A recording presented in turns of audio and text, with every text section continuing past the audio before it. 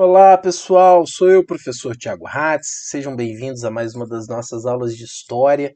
E hoje, dando sequência ao processo de colonização da América, vamos falar mais especificamente hoje de características da colonização portuguesa, aqui nosso volume 3, capítulo 10, que já começa aí com uma imagem muito interessante. Tá aí o título dessa obra de arte, Desembarque de Cabral em Porto Seguro, uma obra feita no século XX, 1904. Então, sempre que a gente vê uma obra de arte, vamos nos lembrar de pensar nas intencionalidades do autor na construção dessa obra de arte. Ela mostra aquilo que nós sabemos que é muito importante de se discutir, que é o encontro, então, do europeu, né? O encontro do europeu com os povos nativos da América. A gente vai explorar mais essas características ainda nas nossas aulas, porque hoje a gente ainda vai tratar um pouco de como os portugueses então foram construindo esse seu caminho e o seu modelo de exploração colonial até chegar na América, certo? Eu queria que a gente visse aqui esse tópico que ainda está na página 17, ele é muito importante. A gente viu que os portugueses eles foram muito importantes para a construção de uma nova rota comercial para as Índias. A gente tem aqui a extensão do Império Colonial Português no século XVI. A gente vai explorar isso um pouco melhor aqui. Eu vou até ampliar para que vocês possam ver esse mapa.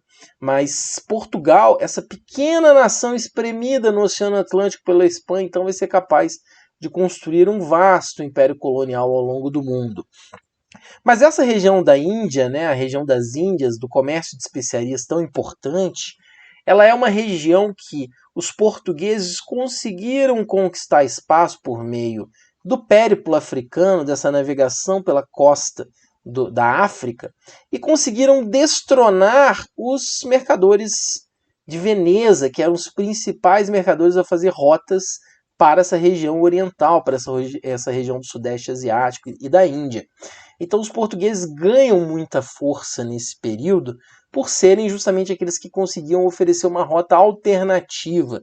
E com o desenvolvimento da navegação, das tecnologias de navegação, que a gente já viu, as naus mais velozes, astrolábio, bússola, o desenvolvimento da própria cartografia, e a experiência mesmo do viajar, né, de você identificar aqui ao longo do litoral a rota, fez com que os portugueses ganhassem muita força. Então os portugueses passam a dominar este comércio aqui.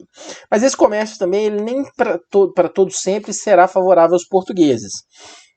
Num certo momento, com o aumento da concorrência de outras nações, os acordos que os portugueses tinham com a elite local das Índias começam a se perder, começam a se degradar, os acordos já não começam a ser tão vantajosos, os portugueses passam a não ter tantos benefícios no comércio com as Índias. Isso fez com que acelerasse a necessidade dos portugueses encontrarem novos territórios, como por exemplo o caso da América. A gente vai entender isso um pouco melhor. Então esse mapa mostra que o Império Colonial Português no século XVI foi construído justamente, né, no rosinha aí, as rotas marítimas. São essas rotas aqui que permitem que os portugueses construam o seu império. Esse império é todo feito em torno de um modelo de construção chamada feitoria. Nós vamos falar sobre a feitoria hoje.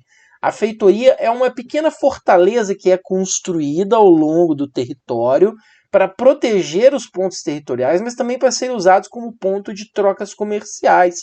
Esse modelo de feitorias era usado aqui na África e vai ser usado aqui também na América, no Brasil, que a gente vai falar sobre isso daqui a pouco, certo?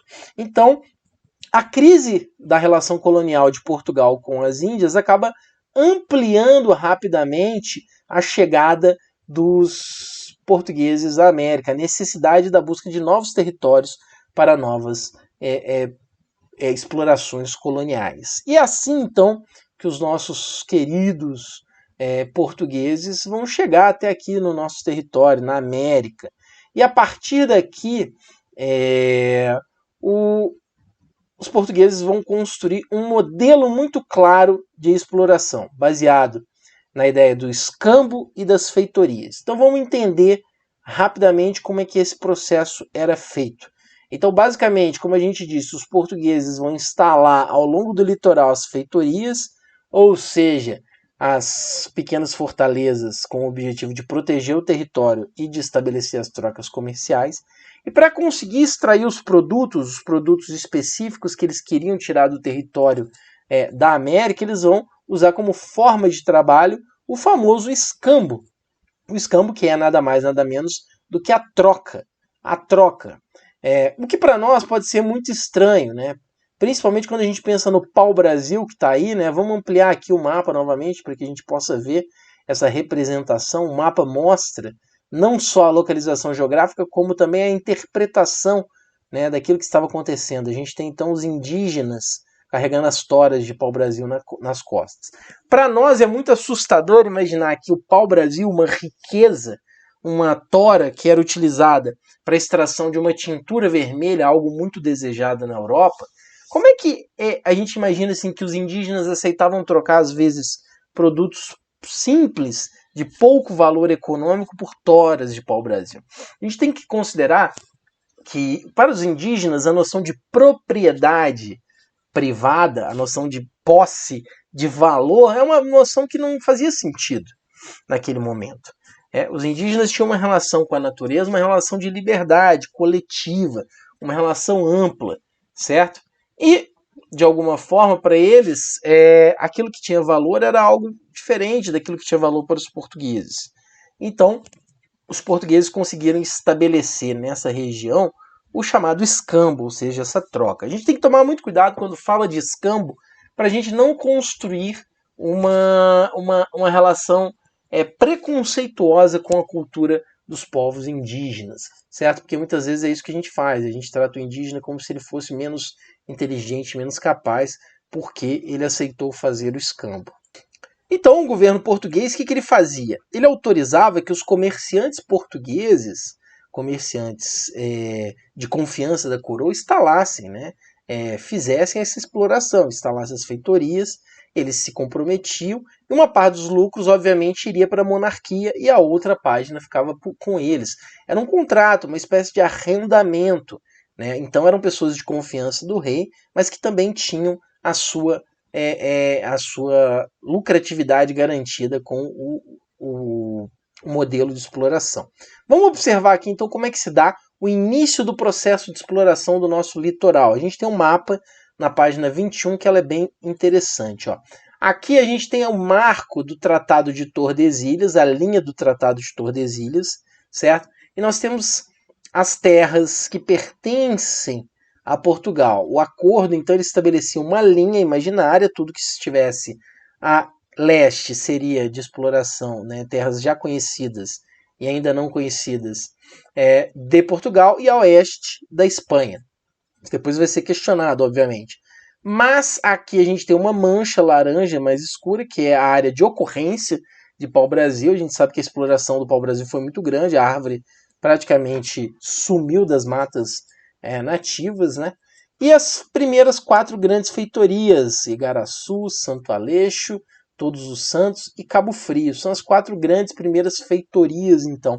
Ao longo desse território, então, esses comerciantes que tinham o direito de explorar as feitorias, eles garantiam que a extração fosse feita, cortada em pequenos troncos e retirada das matas pelos próprios indígenas, que em troca disso recebiam algumas mercadorias. Como eu disse, porque, né, essa expressão bugigangas, que para nós é pejorativa, a gente tem que lembrar sempre que nós estamos falando de povos que não estavam preocupados com o valor monetário, como para nós hoje, né? A nossa sociedade mede tudo em dinheiro, em riqueza. Esses indígenas não tinham essa preocupação por uma razão muito óbvia. Para eles, a terra e as posses não eram contadas em recursos financeiros, como é para nós. Tá? Então é assim que nasce o primeiro processo de exploração da colônia na América Portuguesa.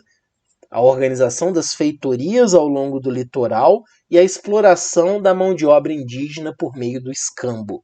Então, até 1530, pelo menos, esse é o modelo que vai predominar do processo de chegada dos europeus, aqui dos portugueses em 1500, até 1530. Depois a gente vai entender como que a partir de 1530, então, há uma mudança nesse processo de exploração. Mas sempre lembrar, então, construção de feitorias, uso da mão de obra do escambo, certo? E uma prioridade na exploração do produto pau-brasil, que era um produto que tinha boa entrada na Europa, não só pela tora da madeira, mas também pela tinta que era possível se extrair. Certo, pessoal? Então, nesse primeiro momento, é isso aí que a gente precisa identificar.